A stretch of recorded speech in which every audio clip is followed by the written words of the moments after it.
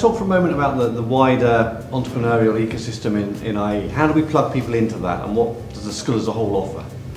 Well, what we're seeing is people who've previously taken MBA programs are actually coming back to do this course. Maybe when they first encountered entrepreneurship, it was part of the MBA, and I'm talking 10 years ago.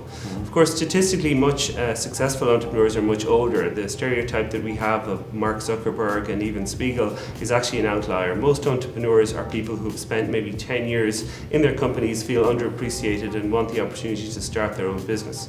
So that's a big community, and most they see and read about IE, and they see how much more of an international school it's become, and they're anxious to come back and in many cases meet some of the professors that they had 10 years ago, but engage with them in a much more specific way in terms of entrepreneurship than perhaps they did during the MBA. And these might be people who've been through the Venture Lab or the IE Venture Days, or had tutoring them in their startups. Yes, that's perhaps where they first encounter IE or start to see the increased emphasis that IE is having on entrepreneurship.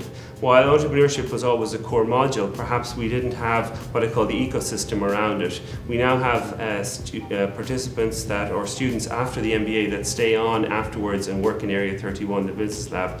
We also have former alumni who are entering competitions in IE and even engaging with professors and former alumni that they had themselves. So it's very much an ecosystem, and that's one aspect that the Owners Management program, that we reintroduce people to that ecosystem, and then they can take advantage of that.